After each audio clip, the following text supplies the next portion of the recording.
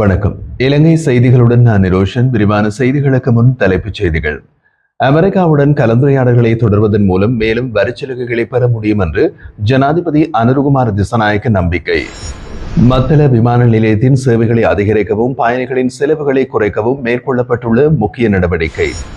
உயிர்த்த ஞாயிறு தொடர்பான விசாரணைகளில் வெளியாகும் புதிய தகவல்கள் தேவையான நேரத்தில் மக்களுக்கு அறிவிக்கப்படும் என்று பிரதமர் ஹரணி அமரசூரிய உறுதி. அரசு நிறுவனங்களில் நடைபெற்ற ஊழல் மோசடி மற்றும் விதிமுறைகளை பற்றிய அறிக்கைகள் சட்ட நடவடிக்கைகளுக்கு குற்றப்புலனாய்வு துறையிடம் ஒப்படைப்பு. இனி விரிவான செய்திகள். ஜனாதிபதி அனுருகுமார திசாநாயக்க அமெரிக்காவுடன் நடத்தப்பட்ட பேச்சுவார்த்தைகளின் விளைவாக முன்பு விதிக்கப்பட்டிருந்த தீர்வை வரி விகிதத்தை 44% 30% குறைக்க முடிந்துள்ளதாகவும் இந்த கலந்துரையாடல்களை தொடர்வதன் மூலம் மேலும் வரிச்சலுகைகளை பெறும் நம்பிக்கை இருப்பதாகவும் தெரிவித்துள்ளார். இதன்போது அவர் மேலும் கூறுகையில், நாட்டின் பொருளாதாரம், வர்த்தக சமூகத்தினது மக்களின் வாழ்வாதாரத்தினையும் மேம்பாட்டும் நோக்கில் முன்னேறும் வகையிலும் தேவையான திருத்தங்களை மேற்கொண்டு அரசாங்கம் விருப்பமுடன் செயல்படுவதாக குறிப்பிட்டிருந்தார். தற்போதைய தீர்வு வரி கொள்கை அமுல்படுத்தப்படுவதால் எதிர்பார்க்கப்படும் பொருளாதார சவால்கள், தற்போதைய நிலைமை மற்றும் கலந்துரையாடல்களின் முன்னேற்றம் ஆகியவை தொடர்பாக ஏற்றுமதி துறையினை சேர்ந்த பிரதிநிதிகளுடன் இன்று முற்பகல் ஜனாதிபதி அலுவலகத்தில் நடைபெற்ற கலந்துரையாடலில் அவர் குறிப்பிட்டிருந்தார். இந்த கடினமான சூழ்நிலையில் தீர்வை வரி தொடர்பான நேர்மறையான அம்சங்கள் மற்றும் அடையாளம் காண புதிய சந்தை அணுகுமுறைகளை உருவாக்க அரசாங்கம் மற்றும் தனியார் துறை ஒருங்கிணைந்து செயல்பட வேண்டிய அவசியம் உள்ளது என்றும், ஏற்றுமதி துறையின் பல்துறை விரிவாக்கத்திற்கான வாய்ப்புகள் பற்றிய முக்கிய பேச்சுவார்த்தைகள் நடைபெற்றதாகவும் குறிப்பிடப்பட்டது. ஹம்பாந்தோட்ட மத்தள சர்வதேச விமான நிலையத்தில் மேற்கொள்ளப்பட்ட ஆய்வு சுற்றுப்பயணத்தின் போது போக்குவரத்து மற்றும் விமான சேவைகள் அமைச்சர் பிமல் ரத்நாயக்கவும் கலந்து கொண்டார்.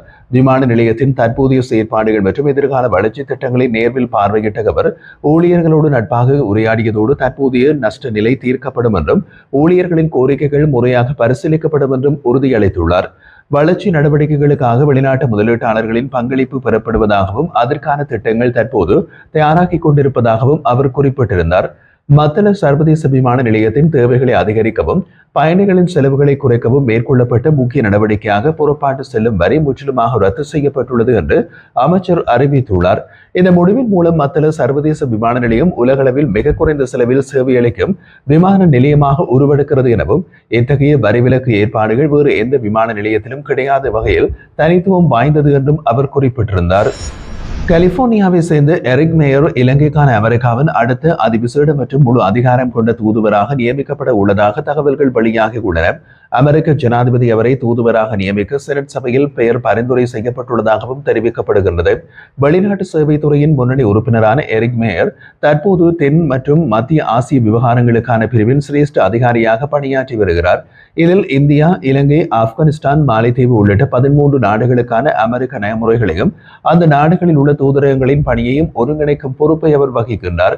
முன்னதாக அவர் நோர்வே, வட மெசடேனியோ, கசகஸ்தான் மற்றும் கம்போடியா உள்ளிட்ட நாடுகளின் பல்வேறு உயரிய பதவிகளில் பணியாற்றிய அனுபவம் பெற்றுள்ளார். இந்த நியமனம் அமெரிக்க இலங்கை இரு நாட்டு உறவுகளை மேலும் பலப்படுத்தும் ஒரு புதிய கட்டமாக அமைவதற்கான சாத்தியங்களை ஏற்படுத்தும் என்றும் எதிர்பார்க்கப்படுகின்றது. உயிர்த்த ஞாயிறு தாக்குதல் தொடர்பான விசாரணைகளில் வெளியாகும் புதிய தகவல்கள் தேவையான நேரத்தில் மக்களுக்கு அறிவிக்கப்படும் என்று பிரதமர் ஹரணி அமரசூரிய தெரிவித்துள்ளார்.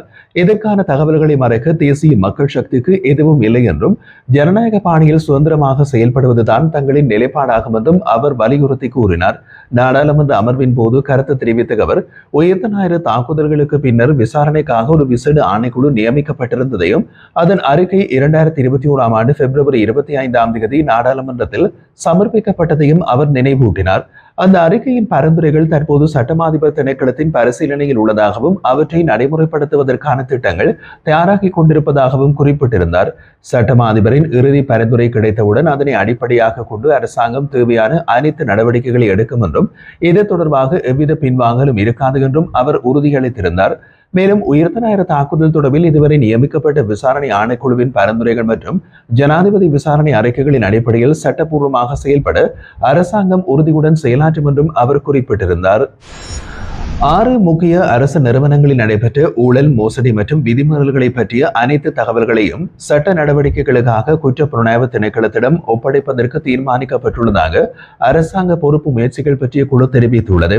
இந்த தீர்மானம் குறித்து குழுவின் தலைவர் நிஷாந்த் சமரவீர கூறுகையில், தேசிய ரத்னக்கல் மற்றும் ஆபரண அதிகார சபை, தேசிய மருந்துகள் ஒழுங்குபடுத்தல் சபை, சபரகமோ பல்கலைக்கழகம், காணி சீர்திருத்த ஆணைக்குழு, மகாபோல் அறக்கட்டளை நிதியம் மற்றும் ஸ்ரீ ஜெயவர்தனபுர வைத்தியசாலை ஆகிய 6 நிறுவனங்களில் இடம்பெற்ற ஊழல் சம்பந்தமான அறிக்கைகளை குற்றப்புலனாய்வு திணைக்களத்திற்கு அனுப்பப்படும் என்று தெரிவித்துள்ளார். மேலும் இந்த நிறுவனங்களில் இடம்பெற்ற ஊழல் மற்றும் மோசடிகளை சேர்ந்த முக்கியமான வழக்குகள் தனிப்பட்டவையாக தேர்ந்தெடுக்கப்பட்டு விரிவான விசாரணைக்கு உட்படுத்தப்படும் என்றும் அவர் கூறினார். இதேவேளை கனிம உர பரிவர்த்தனை தொடர்பான விசாரணை அறிக்கையும் தற்போது தயாரிக்கப்பட்டு வருவதாகவும் அது முடிவடைந்தவுடன் தேவையான நடவடிக்கைகள் மேற்கொள்ளப்படும் என்றும் நிஷாந்த் சமரவீர குறிப்பிட்டுள்ளார். இலங்கையில் நடைபெற்ற யுத்தத்தின் போது பெரும்பாலான தமிழ் மக்களை கொலை செய்தது புலிகள் அமைப்பினரே. ராணுவம் இத்தகைய செயற்பாடுகளில் ஈடுபடவில்லை என்று பொதுஜன பெரமுன கட்சியின் பொதுச் செயலாளர் சாகர காரியவசம் குறிப்பிட்டுள்ளார்.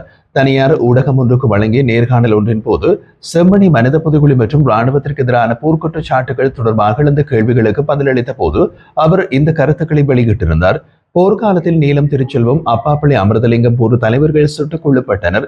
துரையப்பா கொழும்பில் சுட்டுக் கொல்லப்பட்ட தமிழ் தலைவர்கள், யாழில் சமாதானத்தை விரும்பிய பொதுமக்கள், இவர்கள் அனைவரையும் புலிகள் அமைப்பினரை கொண்டிருந்தார்கள். இராணுவத்தால் அவ்வாறான கொலைகள் நிகழ்ந்ததாக எவ்வித ஆதாரமும் இல்லை என்று அவர் வலியுறுத்தினார். மேலும் இப்போது செம்மணி விவகாரம் அரசியல் லாபத்திற்காக சிலரால் முன்வைக்கப்படுகிறது. ஐநா மனித உரிமைகள் ஆணையாளர் நாடாளுமன்றம் வந்தபோது கூட்டமைப்பினரும் அர்ஜுனா ராமநாதனும் இராணுவத்திற்கு எதிராக குற்றச்சாட்டுகளை முன்வைத்திருந்தனர். நாமல் ராஜபக்ச அதனை உறுதியாக மறுத்த போதும், ஆனால் ஆளும் கட்சியின் சிலரின் மௌனம் இந்த விடயத்தில் தவறான செய்தியினை வெளிப்படுத்துகிறது என்றும் சாகர காரியவசம் குற்றம் சாட்டினார். 2015 ஜனவரி 1 முதல் ஜூலை 11 வரையான நாடளாவிய ரீதியில் 66 துப்பாக்கி சூட்டு சம்பவங்கள் பதிவாகியுள்ளதாக போலீஸ் தலைமையகம் அறிவித்துள்ளது. இந்த துப்பாக்கி சூட்டு சம்பவங்களில் 37 பேர் உயிரிழந்துள்ளதுடன் மேலும் 37 பேர் காயமடைந்துள்ளதாகவும் தெரிவிக்கப்பட்டுள்ளது. பதிவான சம்பவங்களில் 48க்கும் மேற்பட்டவை பாதாள உலக குழுக்களுக்கு இடையிலான மோதல்களில் ஏற்பட்டவையாக இருப்பதாகவும் இதன் பின்னணியில் உள்ள காரணங்கள் குறித்து தீவிரமான விசாரணைகள் முன்னெடுக்கப்பட்டு வருவதாகவும் போலீசார் தெரிவிக்கின்றனர். பாணந்துறை போலீஸ் பிரிவுக்குட்பட்ட பகுதிகளில் மட்டும் 5 துப்பாக்கி சூட்டு சம்பவங்கள் பதிவாகியுள்ளது. இவை பாதாள உலக உறுப்பினர்களாக கருதப்படும் குடுஸ் அலிந்து மற்றும் பானதுரை இலங்கை ஆகியோருக்கு இடையிலான ஆணவத்தை மையமாக கொண்டு மோதல்களின் விளைவாக நிகழ்ந்துள்ளதாகவும் இதனால் அந்த பிரதேசத்தில் துப்பாக்கிச் சூட்டுகள் அதிகரித்துள்ளது என்றும் போலீஸ் தலைமையகம் குறிப்பிட்டுள்ளது. 2025 ஆண்டில் ஜூலை மாதத்தின் முதல் 8 நாட்களில் 48,300 சுற்றுலா பயணிகள் நாட்டிற்கு வருகை தந்துள்ளதாக இலங்கை சுற்றுலா அபிவிருத்தி அதிகார சபை தெரிவிக்கின்றது. ஜூலை மாதத்தின் முதல் 6 நாட்களில் அதிகளவான சுற்றுலா பயணிகள் இந்தியாவிலிருந்து வருகை தந்துள்ள நிலையில் அவர்களின் மொத்த எண்ணிக்கை 10,153 ஆகும். அதன்படி ஐக்கியராஜ்யத்திலிருந்து 4,860 பேரும், ஆஸ்திரேலியாவிலிருந்து 3,310 சுற்றுலா பயணிகளும், சீனாவிலிருந்து 3,181 சுற்றுலா பயணிகளும், பிரான்சிலிருந்து 2,335 சுற்றுலா பயணிகளும், ஜெர்மனியிலிருந்து 2,153 சுற்றுலா பயணிகளும் நாட்டிற்கு வருகை தந்துள்ளனர். இந்த ஆண்டில் ஜனவரி மாதம் 1ஆம் தேதியிலிருந்து ஜூலை மாதம் 8ஆம் தேதி வரையான காலப்பகுதிக்குள் 12,16,334 சுற்றுலா பயணிகள் நாட்டிற்கு வருகை தந்துள்ளதாக சுற்றுலா அபிவிருத்தி அதிகார சபை தெரிவிக்கின்றது.